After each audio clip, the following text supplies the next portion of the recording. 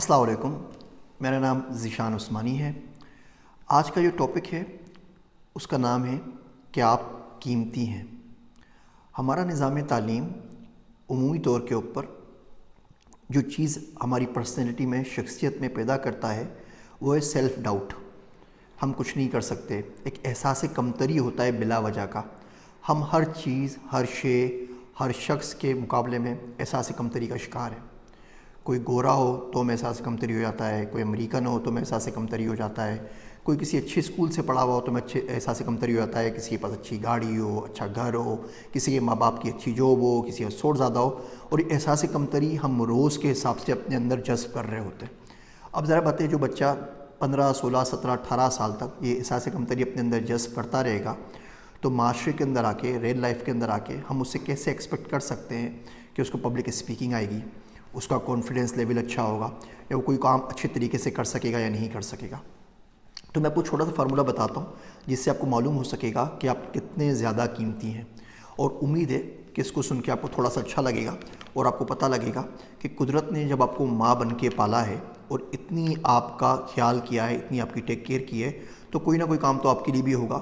آپ ایسے ہی بالکل ضائع ہونے کے لیے نہیں ہیں، بالکل کوئی خدا نخواستہ کوئی چارے کی طرح نہیں ہے کہ جو بھی آئے چر کے چلا جائے۔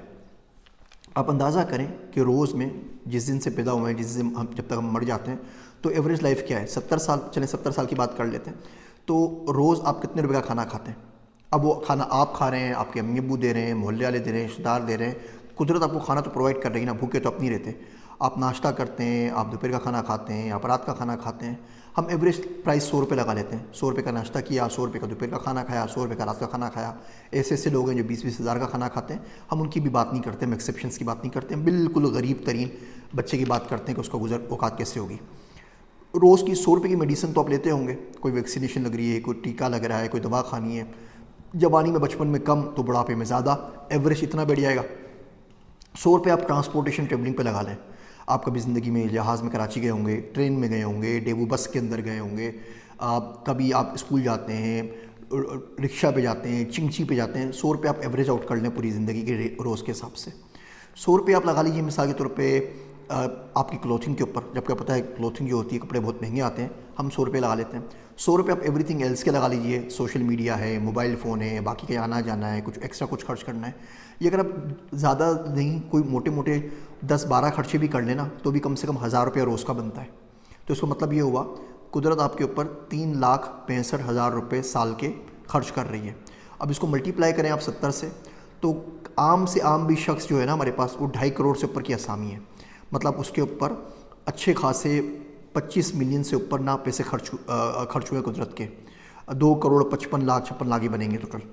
تو اتنے پیسے قدرت نے آپ کے اوپر خرچ کیے ہیں 70 سال میں، اگر آپ بالکل باٹم آف دی پیرامڈ غریب ترین شخص تھے اپنے ملک کے اندر، اس دنیا کے اندر۔ تو اب آپ اس کو ملٹیپلائی کرتے چلے جائیں۔ مثال کے طور پہ اگر آپ کراچی میں ڈیفینس فیز 6 سے نکلیں اور آپ جا رہے ہوں گلشن حدید کی طرف، تو ہر مائل کے اوپر جی ڈی پی $100 کم ہو جاتا ہے۔ تو فیز 6 میں اگر آپ کو ایوریج جی ڈی پی اگر $20,000 ملے گا تو گلشن حدید تک پہنچتے پہنچتے وہ $700-800 لے جائے گا سال کا، جو ہمارا G D P per capita ہوتا ہے۔ ظاہر بات ہے اس کے اسکول کی فیس 100 روپے میں، تو کوئی ڈیفینس کا بچہ ایسا نہیں ہوگا جو 100 روپے مہینہ میں اسکول پڑھ رہا ہوگا۔ کوئی ایسا بچہ بھی نہیں ہوگا جس کے گھر کا رینٹ 100 روپے مہینہ، 100 روپے دن کے حساب سے، یا 3,000 روپے مہینہ ہوگا۔ 3,000 روپے میں تو پاکستان میں کوئی گھر نہیں آتا۔ تو کم سے کم بالکل منیمم 2.5 کروڑ روپے قدرت نے آپ کے اوپر لگائے۔ اس کے بدلے میں آپ کیا دیتے ہیں؟ ایوریج ہم کر لیتے ہیں سیلری 30,000 روپے مہینہ، 40 سال ایک بندہ کام کرتا ہے۔ تو اگر آپ 30,000 روپے مہینہ کماتے رہیں پورے 40 سال تک، ایک دن بھی آپ جاب لیس نہ ہو، پہلے دن جس دن آپ جاب کرنے کے قابل آپ کو جاب مل جائے، تو پوری زندگی میں 1.5 کروڑ روپے کمائیں گے۔ اس کا مطلب قدرت نے آپ کو 2.5 کروڑ روپے دیے، اور جب آپ نے اپنے صرف 1.5 کروڑ روپے دیا اور اس کے باوجود آپ کو اتنے سارے اعتراضات ہیں، اتنی زیادہ تنقید ہے، آپ بولتے ہیں آپ کو کچھ ملا ہی نہیں۔ کسی بھی شخص کے بڑے پن کا اندازہ کرنا ہو تو صرف یہ دیکھ لیا کریں کہ قدرت نے اس کو کتنا دیا اور اس نے جواب میں واپس کتنا کیا۔ 2 طرح کے لوگ ہوتے ہیں دنیا میں، نفع بخش اور نفع خور۔ جو نفع خور ہوتے ہیں وہ ہمیشہ روتے رہتے ہیں، شکایت کرتے رہتے ہیں، ان کو کوئی چیز پوری نہیں پڑتی، ان کو پوری دنیا بھی مل جائے پھر بھی وہ آپ کو روتے ہوئے ملیں گے، اور روتے ہوئے وہ اس دنیا سے گزر جائیں گے۔ جو نفع بخش ہوتے ہیں وہ ہمیشہ مطمئن رہتے ہیں۔ میں نے کسی جگہ پڑھا تھا کہ جو درخت یتیموں کے اوپر سایہ کرتے ہیں، قدرت ان کی شاخوں کو بڑا کر دیتی ہے۔ ان کی زندگی طویل کر دیتی ہے، ان کے کاموں میں برکت ڈال دیتی ہے۔ تو آپ دیکھیے کہ آپ جواب میں اس دنیا کو کیا دے رہے ہیں اور آپ نے کتنا لیا ہے۔